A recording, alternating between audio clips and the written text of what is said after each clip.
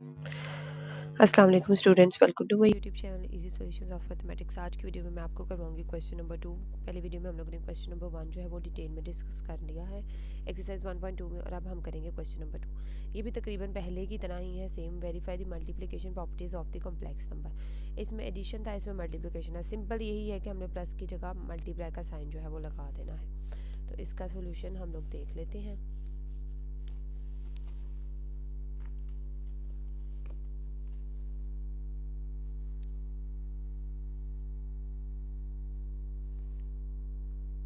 अच्छा जी, अब इसके अंदर देखें,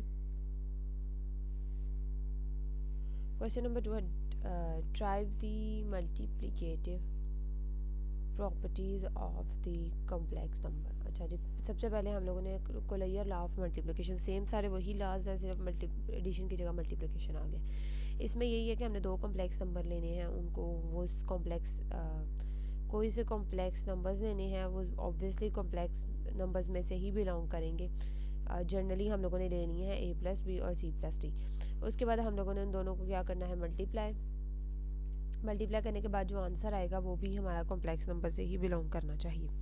अब इनको पहले ए को सी के साथ फिर मल्टीप्लाई करेंगे, और इसी तरह से हम लोग यानी इनको ए को पहले सी के साथ, फिर ए को डी आयोटा के साथ, प्लस फिर हम बी आयोटा को सी के साथ, और फिर हम बी आयोटा को डी आयोटा के साथ मल्टीप्लाई करेंगे। इस तरीके से चार वैल्यूज़ बन जाएंगी। उनमें से ये वाली अयोटा अयोटा वाली अयोटा स्क्वायर बना देंगी, और अयोटा स्क्वायर -1 होता है, तो यहाँ पे इसलिए बी डी के साथ माइनस आ जाएगा। और उसके बाद ये एक रियल वैल्यू बन जाएगी। तो हमने ए सी वाली और बी डी वाली वैल्यू अलग कर ली, प्लस बाकी दो हमारे पास जो है वो अयोटा वाली होंगी, उनको हमने इस तरीके से बाहर लिख लिया मल्टीप्लाई करने के बाद।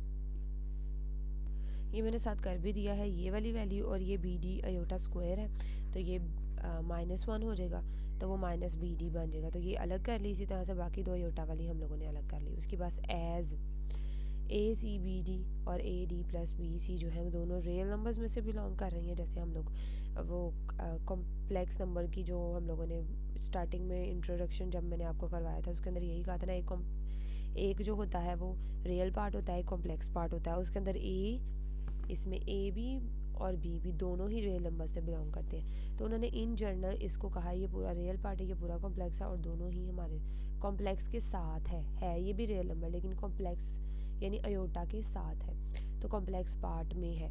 तो दोनों ही ये जो है वो रियल नंबर से बिलोंग करेंगे, और उसके बाद जो है ये पूरे का पूरा जो है हमारा कॉम्प्लेक्स नंबर से बिलोंग करेगा। तो इसलिए C is closed with respect to multiplication, ये लाजमी हम लोगों ने एंड पे लिख देना है, यानी कि हमारी जो कोलैयर प्रॉपर्टी है वो होल्ड कर गई है। जल्दी से देख लेते हैं नेक्स्ट प्रॉपर्टीज़, क्योंकि ये मैंने आपको पिछले वीडियो में एडिशन के वाले से बहुत डिटेल में करवाया था। लेट इसमें से हम लोगों ने तीन नंबर जो है उनको जो है वो एज्यूम करना है, जहाँ पे हमारे पास A B C D E F जो है वो सारे के सारे रियल नंबर्स हैं। Associative multiplicative associative law for multiplication के अंदर क्या होता है, हमारे पास दो नंबर अंदर होते हैं, उनके गिर्द ब्रैकेट और एक बाहर, जिस तरह से हम लोग करते हैं उसके अंदर एडिशन में। यहाँ पे सिर्फ प्लस की जगह मल्टीप्लिकेशन का साइन आ गया। उसके बाद हमने अंदर वाले दोनों नंबर्स को जो है वो इस तरीके से मल्टीप्लाई कर लिया कि हम लोगों ने रियल अलग और कॉम्प्लेक्स पार्ट यानी अयोटा वाला पार्ट जो है वो अलग कर लिया। उसके बाद हम लोगों ने सेम जिस तरह हम लोगों ने ऊपर कोलैयर में दो को मल्टीप्लाई किया, इसी तरह इन दोनों को भी मल्टीप्लाई कर दिया। उसके बाद हम लोगों ने बाहर वाले नंबर को भी अंदर वाले नंबर के साथ एज इट इज़ मल्टीप्लाई। पहले इसको हम लोगों ने जो है वो इस पूरे हिस्से यानी सॉरी ए को एक वैल्यू ए को पहले हम लोगों ने इस पूरे के साथ मल्टीप्लाई किया, फिर हम लोगों ने जो है वो इस बी आयोटा को इस पूरी वैल्यू के साथ मल्टीप्लाई किया। उसके बाद हम लोगों ने ए आयोटा को इस वाली वैल्यू के साथ मल्टीप्लाई किया, सॉरी ए को सिर्फ आयोटा नहीं। उसके बाद बी वाली वैल्यू को जो है हमने इस वाली वैल्यू के साथ मल्टीप्लाई किया। इसको करने का मतलब आप लोग इसको पहले इसके साथ फिर इसको इसके साथ भी कर सकते हैं। इसको करने का मकसद ये है कि इन्होंने फिर वही काम किया है कि हमारे पास जो कॉम्प्लेक्स नंबर्स हैं वो एक तरफ रह जाए, और जो दूसरे नंबर है ना हमारे पास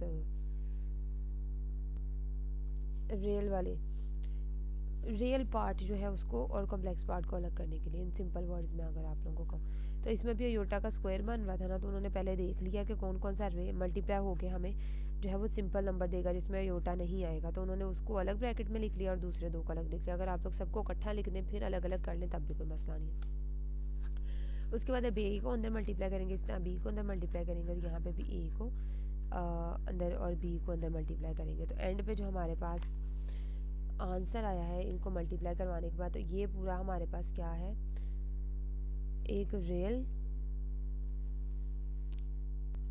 अब ये सारा हमारे पास रियल इन कॉम्प्लेक्स नंबर का एक सिंपल पार्ट और ये अयोटा वाला पार्ट ये पूरा बन गया। तो इसलिए therefore multiplication of complex number is associative कह दिया हम लोगों ने इसको। एडिशन में थोड़ा सा डिफरेंट था, वो इस तरह से था कि हम लोगों की ब्रैकेट्स जो की पोजीशन चेंज हो गई थी, लेकिन यहाँ पे ये काम नहीं करना, यहाँ पे सिर्फ यहाँ तक आप लोगों ने इसको करना है और ये कॉम्प्लेक्स की फॉर्म में आ जाएगा। तो हम लोगों ने कहते हैं therefore multiplication of complex number is associative, simply ये कह देना। उसके बाद हमारे पास है 1 + 0 अयोटा। मल्टीप्लिकेटिव आइडेंटिटी मैंने आपको बताया था, हम लोग इसी तरीके से करते हैं। एक नंबर हम लोगों ने लिया, इसके लिए हमें सिर्फ एक नंबर चाहिए, और मल्टीप्लिकेटिव आइडेंटिटी में हमने 0 को अयोटा इसीलिए लिया कि हमने ऐसे नंबर के साथ मल्टीप्लाई करवाना है कि दोबारा से वही वैल्यू आ जाए। तो 1 + 0 अयोटा इसके साथ हम लोगों ने मल्टीप्लाई करवा लिया। पहले हम लोगों ने इस तरफ से मल्टीप्लाई करवाया है, फिर हम लोगों ने इस तरफ से मल्टीप्लाई यानी लेफ्ट और राइट दोनों कवर कर लिए, और उसके बाद हमारे पास जो आंसर है वो वही आया है। तो इसका मतलब है 1 + 0 iota is the multiplicative identity of C, ये हम लोगों ने लिख दिया। उसके बाद सिंपली हम लोगों ने एक और नंबर लिया where a b belongs to R, वहाँ पे 1/a + b iota is equal to 1/a + b iota है। यहाँ पे हमने इसको रैशनलाइज कर दिया, नीचे प्लस था ऊपर में, दोनों में ऊपर नीचे माइनस आ गया। उसके बाद हमने इसको इसके साथ मल्टीप्लाई कर दिया, नीचे वाले दोनों का भी हम लोगों ने मल्टीप्लाई कर दिया, और ये ऊपर a - b अयोटा और a² + b² ये बन गया नीचे वाला। उसके बाद a/a² + b² और -b/a² + b² साथ अयोटा आ गया हमारे पास एज, यानी इसको रैशनलाइज करने के बाद जो एंड पे आंसर बनाया उसमें ये वाला नंबर दोनों रियल हैं, और ये एक सिंपल पार्ट है, ये अयोटा वाला पार्ट है। तो इस तरह से हमारे पास -b/a² + b, अगर इसका माइनस हम इसके साथ कर दें तो दरमियान में प्लस ही आ जाएगा। तो ये हमारे पास कॉम्प्लेक्स नंबर ही बना है, therefore a/a² + b² -b/a² + b² iota is belongs to C. यानी कि पहले हम लोगों ने जो है वो, हमें ये पता ही, ये तो कॉम्प्लेक्स है, तो हमने 1/a + b अयोटा को भी कॉम्प्लेक्स नंबर जो है वो प्रूफ कर दिया। तो अब हमने इन दोनों को मल्टीप्लाई करना, आंसर हमारा 1 आ गया, और उसको हम 1 + 0 अयोटा लिख सकते हैं, यानी वो भी एक कॉम्प्लेक्स नंबर ही है। Therefore multiplicative inverse of each element exist in C, यानी कि कॉम्प्लेक्स नंबर में किसी भी नंबर का हम लोग मल्टीप्लिकेटिव इनवर्स ले सकते हैं कि उसका इनवर्स भी कॉम्प्लेक्स नंबर ही होगा, कॉम्प्लेक्स नंबर का इनवर्स भी कॉम्प्लेक्स नंबर ही होगा वो, यानी कि वो हमें आंसर जो है वो 1 देगा।